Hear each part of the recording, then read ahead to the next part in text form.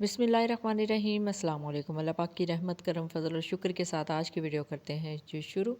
Basically ये unboxing की video है। आज की इस वीडियो में हम अनबॉक्स करने जा रहे हैं मास्टर शेफ़ का OTG ओवन। ना सिर्फ आज की इस वीडियो में हम अनबॉक्सिंग करेंगे बल्कि इस ओवन को ऑपरेट करके आपको दिखाएंगे कि किस तरह आप इसको चला सकते हैं और इसके अंदर किसी भी किस्म की रेसिपीज़ को बना सकते हैं। अगर आपके पास भी OTG ओवन है या आप लेने का सोच रहे हैं और आप उसको ऑपरेट करना नहीं जानते तो ये वीडियो आपके लिए स्पेशल है। बिस्मिल्लाहिर्रहमानिर्रहीम। तो ये है जी हमारा आज का OTG ओवन कि तकरीबन 60 लीटर है और इसके अंदर काफ़ी रेसिपीज़ जो है वो आप बना सकते हैं, बेकिंग कर सकते हैं, ग्रिलिंग कर सकते हैं, कुकिंग कर सकते हैं। और ये इसके बॉक्स के ऊपर ये रेसिपीज़ जो हैं वो दर्ज हैं और साथ में इसका जो टाइम है वो भी साथ मेंशन है कि आप किसी भी रेसिपी को कितनी देर तक इसके अंदर कुक कर सकते हैं। लास्ट वीडियो में मैंने एयर फ्रायर की आपके साथ शेयर की थी, उसके अंदर जो टाइम है और टेम्परेचर है वो बिल्ट इन है, लेकिन OTG में आपको ये नॉब्स दी हुई हैं, यहाँ आपको खुद सेट करना पड़ता है टाइम और टेम्परेचर। तो वो सारी डिटेल्स आपके साथ शेयर करेंगे आज के इस वीडियो में। इसको किया है जी हमने अनबॉक्स और ये कुछ अटैचमेंट्स हैं, कुछ इसके टूल्स हैं जो इसके साथ यूज़ होते हैं, इनकी डिटेल्स भी आपके साथ शेयर करेंगे। सबसे पहले ये एक नीचे प्लेटर है और साथ में रैक है।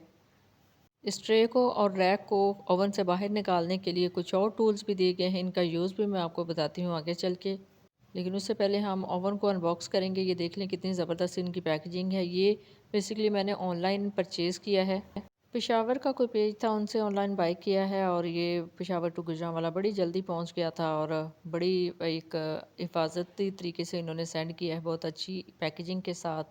अब इस ओवन की सबसे बेस्ट बात मुझे ये लगी, एक तो ये 60 लीटर का है, यानी काफ़ी स्पेशियस है, इसके अंदर काफ़ी ज़्यादा चीज़ें बन सकती हैं, अच्छी खासी इसकी स्टोरेज है। क्योंकि ऐसे ओवन आप देखते हैं छोटे छोटे से होते हैं और उनमें इतना ज़्यादा जो है वो रेसिपीज़ ज़्यादा मिकदार में आप नहीं बना सकते, लेकिन इसके अंदर काफ़ी ज़्यादा स्पेस है।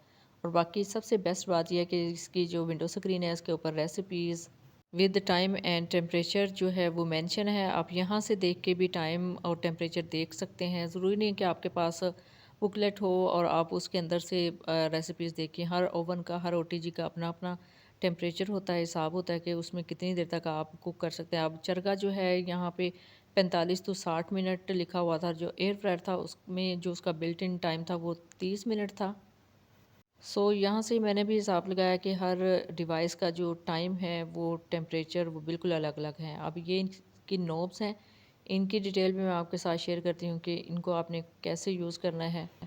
मैं काफ़ी अर्सा से 4 नॉब्स वाला ओवन देख रही थी। आप मोस्टली देखा होगा आपने, जो ओवन है वो 3 नॉब्स वाले होते हैं, लेकिन यहाँ पे मैंने जो सेलेक्ट किया है वो 4 नॉब्स वाला है और इसी तरह इसके फंक्शन भी ज़्यादा हैं। और ये ट्रे है जी, इसको इसके अंदर इस तरह सेट किया जाता है। इस ट्रे को इस तरह सेट किया जाता है और अगर आपने इसके ऊपर चरखा सेट किया है, चरखा बना रहे हैं, तो उसके जो पानी है वो नीचे गिरता है या फिर कुछ मसाला जाता है, अगर नीचे गिरे तो ओवन को गंदा ना करें। इस ट्रे के ऊपर ही वो सारा मटेरियल लगता है। और ये जो एक रैक है इसको आप अपनी मर्ज़ी के मुताबिक कहीं भी सेट कर सकते हैं। इसके ऊपर केक का बैटर रख सकते हैं मोल्ड समेत। और भी काफ़ी रेसिपीज़ हैं जो आप इस रैक के थ्रू बना सकते हैं। It's totally up to you. चले जी, ट्रे और रैक को हमने सेट कर लिया। अब देखें इसकी नॉब्स का जो टेम्परेचर है, जो इनका टाइम टेबल है वो किस तरह आपने सेलेक्ट करना है। लेकिन उससे पहले ये जो चरगा रॉड है इसको इस तरह आप लगाएंगे। इस रॉड के अंदर आपने चरखे को फिक्स करना है, स्क्रूल को टाइट करना है और इस तरह आप इसके अंदर फिक्स कर देंगे और ये जो रॉड है नीचे रैक है इसको निकाल देंगे और ये खुद ब खुद ही मूव करेगा। चरगा जो है वो इसकी हीट से पक जाएगा। और अगर आप ग्लव्स यूज़ नहीं करते और आप इस रैक को बाहर निकालना चाहते हैं, इस रॉड को, तो इस तरह इस टूल की मदद से आप बाहर निकाल सकते हैं चरखे समेत। देखिए निकालना बहुत ही आसान है, इस तरीके से आप इसको हैंडल कर सकते हैं। अच्छा, अब इसके साथ एक और टूल भी दिया गया होता है, वो इस रैक को और ट्रे को बाहर निकालने के लिए, उसका यूज़ भी मैं आपको बताती हूँ कि किस तरह आप ट्रे को बाहर निकाल सकते हैं उस टूल की मदद से। अगर आपके पास ग्लव्स नहीं है तो आप इन टूल्स की मदद से भी इन जो एक्सेसरीज, जो अटैचमेंट्स हैं, इनको बाहर निकाल सकते हैं।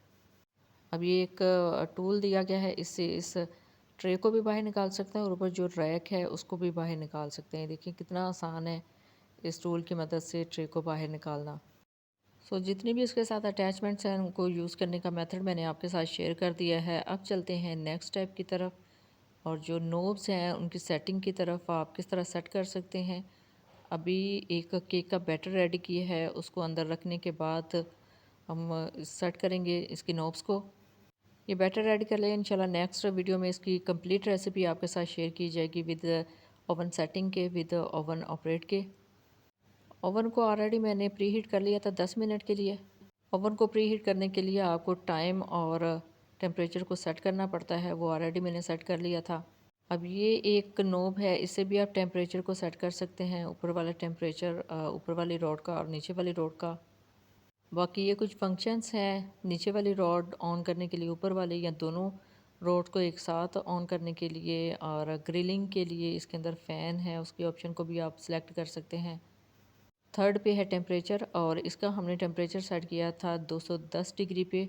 मोस्टली आपको बताया जाता है कि 180 डिग्री पे आप बेकिंग कर सकते हैं, लेकिन ओवन के ऊपर जो एक रेसिपी दी हुई थी केक की, उसमें जो टाइम था हमने उसी हिसाब से इसको सेट किया है 210 डिग्री पे। और टाइम इसका हमने सेट किया था 20 से 25 मिनट का। लेकिन ये हमारा केक जो है वो 2 पाउंड का था, 1 पाउंड का नहीं था, तो इस वजह से इस पर थोड़ा टाइम ज़्यादा लगा था हमें। 2 पाउंड का केक था, मोल्ड बड़ा था और बैटर इसमें ज़्यादा था, तो इसको हमने तकरीबन 1 घंटे में बेक किया है। अदरवाइज़ आधे घंटे में बेस्ट जो 1 पाउंड का केक है वो बेक हो जाता है। और इसको मैंने नीचे वाली रॉड्स को ही ऑन करके इसको बेक किया है, ऊपर वाली रॉड ऑन नहीं की थी। लेकिन आप कलर देख लें कितना ज़बरदस्त हुआ है, इसका ऊपर से कलर बिल्कुल परफेक्ट आया है। 2 पाउंड का केक है और 1 घंटा लगा है इसको बेक होने में। उसको चेक कर लिया था अच्छी तरीके से। अब इसको करते हैं जी डिश आउट। अभी डिश आउट करने के बाद इसकी आप कंडीशन देख लें कितनी ज़बरदस्त है, कितना ज़्यादा ये राइज़ हुआ है। इतना अच्छा केक राइज़ करने के लिए टाइम जो है वो ज़्यादा लगता है। अदरवाइज़ लोग कहते हैं कि जितना ऊपर टाइम मेंशन है या जितनी यूट्यूब की वीडियोस में आपको टाइम बताया जाता है आप उसको फॉलो करते हुए बनाते हैं, लेकिन ऐसा नहीं होता, अंदर से वो कच्चा रह जाता है। ये जो जितना भी टाइम है और टेम्परेचर है वो आपके ओवन के मुताबिक या आपकी जो एसेसरीज़ है उसके मुताबिक होता है। हर ओवन का हिसाब और जो टाइम है और टेम्परेचर है वो अलग अलग होता है। अब इसके ऊपर बेकिंग का टाइम जो है वो जस्ट 25 से 30 मिनट दर्ज था, और साथ में उसका जो टेम्परेचर है 210 डिग्री। अब टेम्परेचर मैंने 210 डिग्री ही सिलेक्ट किया था, लेकिन टाइम जो है ना वो एक्स्ट्रा दे दिया था, क्योंकि जो ऊपर मेंशन था टाइम उसमें जो है वो 1 पाउंड का था, 1 पाउंड केक का हिसाब से ऊपर मेंशन था। लेकिन ये 2 पाउंड केक है तो उस हिसाब से इसका बैटर भी ज़्यादा है और मोल्ड भी बड़ा है, और इसको बेक होने में थोड़ा सा टाइम लगेगा। अब इसकी करते हैं जी कटिंग। कटिंग करना बहुत ही आसान है। इसको कटिंग करने के बाद देख लें ये कंप्लीट बेक हुआ है और इसके अंदर बहुत अच्छी सी जाली बनी है। इस केक की कंप्लीट रेसिपी मैं आपके साथ इंशाल्लाह नेक्स्ट वीडियो में शेयर करूंगी। आप उस मेथड से केक बेक कर सकते हैं, बैटर रेडी कर सकते हैं और केक इस तरह बेक कर सकते हैं। अब यहाँ पे बहनों की यही ज़्यादा शिकायत आती है कि उनका केक अच्छे तरीके से बेक नहीं हुआ, अंदर से कच्चा रह गया है। लेकिन देख लें मैंने आपके सामने ये कट किया है, मिडल तक मैं लेके गई हूँ, ये तकरीबन फुल जो है वो बेक है, बहुत अच्छे तरीके से बेक हुआ है और बहुत ही ज़बरदस्त इसकी खुशबू आ रही थी, पूरे घर में फैल गई थी। क्योंकि ये वनीला एसेंस के साथ बेक किया है तो उसकी खुशबू बेकिंग के बाद पूरे घर में फैल जाती है। ये माशाल्लाह काफ़ी बड़ा था, सारी फैमिली में अच्छे से डिवाइड हो गया था और बहुत अच्छे तरीके से ये देखिए कटिंग हो रहा है। इसके अंदर जो शर्फियाँ हैं और टूटी फ्रूटी वो मैंने डाली थी वो भी बिल्कुल परफेक्ट अपनी जगह पे हैं। और देख ले कितना जालीदार बना है और कितना ज़बरदस्त बेक हुआ है। आप इस तरीके से केक को बेक कर सकते हैं। आज की इस वीडियो में 2 टेक्निक्स आपके साथ शेयर किए हैं, एक ओटीजी ओवन को ऑपरेट करना और सेकंड नंबर पे केक को बेक करना।